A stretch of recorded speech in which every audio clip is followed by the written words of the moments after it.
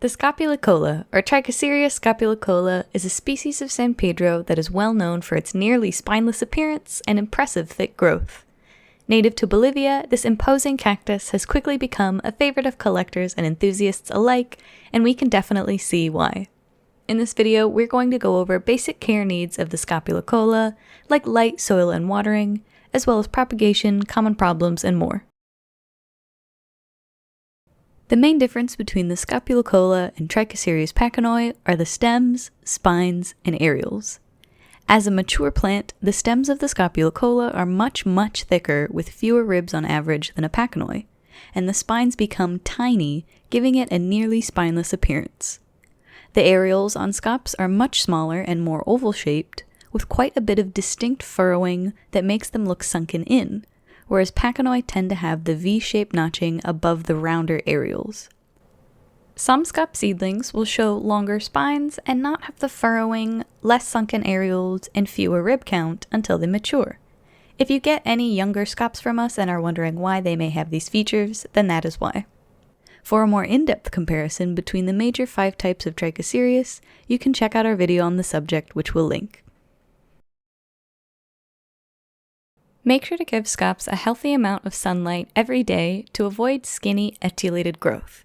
These cacti love full sun, just make sure to introduce them gradually if they were previously in lower light conditions to avoid burn. While scops prefer to be outdoors in full sun, we understand that it's not always possible, so if they're indoors, make sure to place them in the brightest spot you can find. You'll likely need to use grow lights to avoid etiolation and make sure they receive an adequate amount of light every day. We recommend a well-draining soil mixture that is a ratio of at least 50% inorganic material like pumice to organic material like peat moss or coco coir to prevent issues due to too much moisture.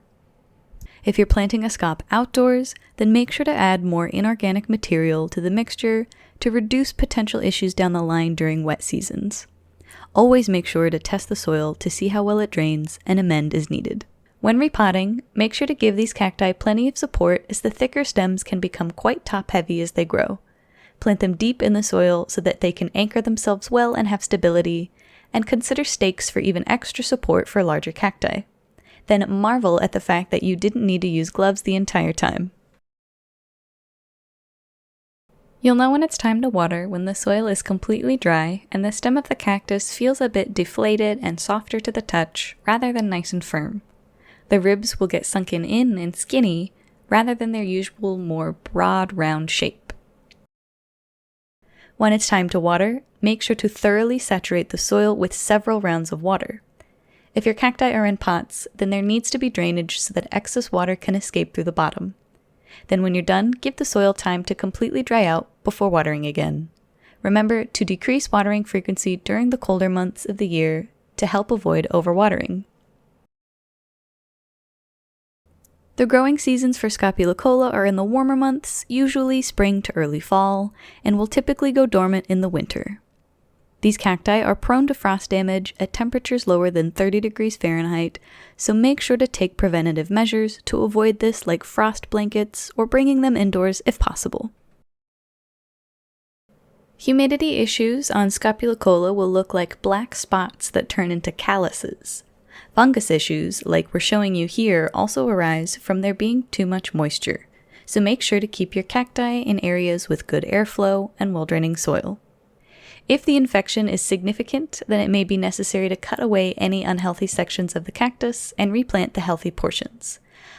Fungicides, well-draining soil, good airflow, and fertilizing in the growing season will help to keep your scop happy and healthy, and less prone to systemic issues forming in the long run. Scops are susceptible to the usual San Pedro pest suspects, including mealybugs, scale, and snails. 70% isopropyl alcohol can be used to treat affected areas from most pests, and also works great for preventing further infestations, and Sluggo is a good option for snails. Propagating a Scopulicola can be done through stem cuttings, grafting, or seeds, and are made all the more easier to handle by their nearly spineless nature. If you'd like to watch more in-depth videos on taking or planting cuttings or propagation by grafting, then please feel free to watch our videos on each process. The best time to fertilize the Scop is during their growing season in the spring and summer, as this will further enhance their fast growth during this time. We recommend regularly using a liquid fertilizer during the growing season, and mixing it in about every other watering. Avoid nitrogen-rich fertilizers and instead use something with a ratio with more balanced macronutrients. The Scopulicola blooms large, white, night-blooming flowers that have white to brown hairs on the outside. These plants are self-sterile and will need to be crossbred with a different cultivar of Scopulicola or different species of Trichocereus to produce seeds. And that's the basic care for the Trichocereus Scopulicola. Make sure to give these plenty of sunlight, use an especially well-draining soil medium, and take preventative measures against pests and other common issues so that you can have a thriving cactus in your garden. Let us know as well if you have any questions, and please like this video and subscribe to our channel for more things San Pedro.